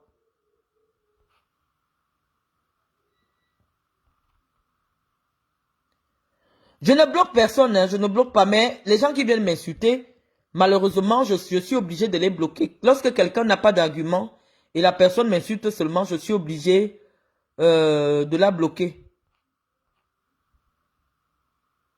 Bon, Général Barat me dit, il y a les militants de Kamto qui sont toujours en prison, qu'en penses-tu? Je pense que ils peuvent attendre l'arrivée du prochain président en 2025 qui va les gracier. Parce que une vraie démocratie ne doit pas avoir des prisonniers d'opinion. Je pense que c'est une faute d'emprisonner des gens simplement parce qu'ils portent une opinion contraire à la vôtre. Et ça me permet d'avoir une petite pensée pour mon petit frère Bruno Bidjan, qui a été déféré hier à la prison principale de Kondengui, où il risque aussi au minimum 7 ans de prison. Je pense que on a atteint les extrémités de la dictature, et donc il est temps que Paul Biya aille se reposer. On ne dirige pas un pays de cette manière. Les gens ont le droit d'exprimer leurs opinions. En 2025, la dictature n'a pas de place au Cameroun. Donc, allez voter massivement pour une autre personne pour que les prisonniers du MRC soient libérés. Parce que, malgré que les décisions soient définitives, le futur président de la République a le droit de gracier les prisonniers. Et donc, si vous mobilisez bien, en 2025, tous les prisonniers du MRC peuvent être dehors. Donc, allez vous inscrire sur les listes électorales. Exercez votre droit de vote pour changer le président du Cameroun. Quelqu'un me dit décidément le tribalisme ne te quitte pas. Comment développer la politique toujours sur la base tribale? Je vous dis que, en fonction de votre électorat, moi mon électorat est un électorat tribaliste. Je ne suis pas candidat du MRC, non. Je ne suis pas candidate de Bafoussam, non. Je suis une actrice politique dans un département où c'est le tribalisme qui fait réagir les gens. Les gens lisent la politique sous le prisme tribal. Donc ce n'est pas moi-même qui suis tribaliste. Et être tribaliste ne veut pas dire être xénophobe. Vous pouvez vous préférer sans pour autant détester les autres. Moi, je ne déteste pas les autres. On ne peut pas bannir la tribu parce que ça fait partie de notre identité culturelle. On ne peut pas. C'est comme si on vous dit aussi que désormais, vous n'irez plus faire le culte des crânes, vous n'irez plus faire les funérailles. Non. Le simple fait que la République accepte l'existence des chefferies traditionnelles, la cohabitation avec la chefferie traditionnelle et la consécration même du tribalisme dans notre constitution. Parce que dans les pays où on ne tient pas compte de la tribu, il n'y a que le sous-préfet qui représente la République. Il n'y a que le maire qui représente la République. Mais si au Cameroun, les uns et les autres tiennent à ce qui est la chefferie traditionnelle, c'est pour promouvoir les valeurs tribales, les valeurs culturelles de la tribu. C'est pour ça que vous verrez qu'il y a un tribunal traditionnel. Il y a des choses qui sont traditionnelles, qui sont acceptées. Par exemple, le fils d'un lamido deviendra lamido. Or, dans une république, ça ne fonctionne pas comme ça. Si c'était accepté, si c'était un organe républicain, n'importe qui pouvait devenir lamido. N'importe qui pouvait devenir sultan des Bamoun. Mais vous voyez bien que lorsqu'il s'agit de choisir le sultan des Bamoun, on ne prend que quelqu'un qui porte le sang du sultan. Et même les Bamoun vont encore plus loin. Ils exigent que le futur sultan soit 100% Bamoun, de mère Bamoun et de père Bamoun. Ça veut dire que c'est du tribalisme. Mais on respecte parce que c'est leur culture. Comment on peut dire que l'enfant du sultan, qui n'a pas la mère Bamoun, ne peut pas être sultan? C'est une discrimination. Mais la République respecte parce que la République a donné la chance aux tribus d'exister avec leur propre tradition. Bon, je vais lire je vais lire d'autres réponses. Bon, quelqu'un me dit, depuis que tu parles de vous là, tu parles de qui en fait? Parle-nous en t'incluant dans cette mobilisation. Je suis déjà mobilisé, Agnès Lendi. Moi, je suis déjà mobilisé. Quand je dis le vous, c'est vous qui n'êtes pas mobilisé, qui vous réduisez à une histoire de vue des réseaux sociaux. Moi, je suis déjà mobilisé. J'ai déjà dévoilé ma position pour 2025 et je fais campagne pour que mon idée soit la plus vulgarisée. Actuellement, sur Internet camerounais, ce sont mes idées qui sont partagées. Ça veut dire que j'ai déjà un ascendant sur vous autres qui ne voulez pas vous engager. Vous ne pouvez pas ouvrir le Facebook du Cameroun sans trouver des gens en train d'analyser ce que je dis. Donc, c'est à vous de vous mobiliser. Moi, je suis déjà mobilisé. Bon, quelqu'un d'autre? Merci, Marlène, pour ce combat. Merci. Marlène et nos frères anglophones. Attends. Oh.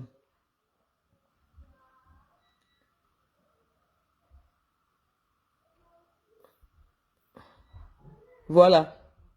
Attendez. Je veux d'autres questions. J'essaie de lire vos questions. J'essaie de lire les questions pour permettre...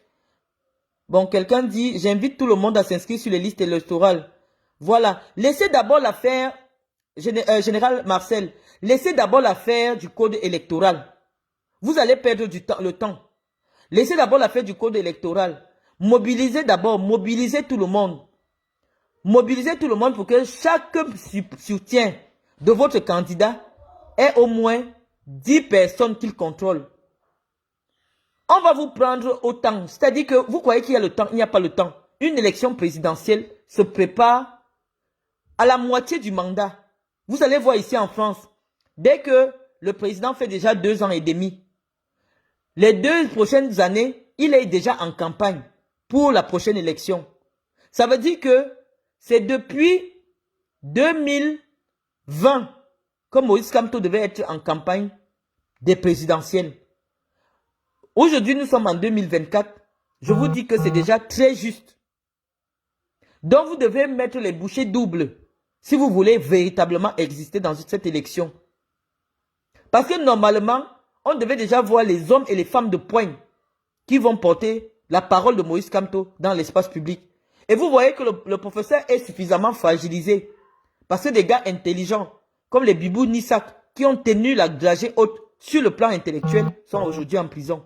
Donc vous verrez la différence dans la campagne actuelle du président Kamto, parce que toutes ces intelligences, des gens comme le professeur Fogué, tout ça ont été mis à l'écart.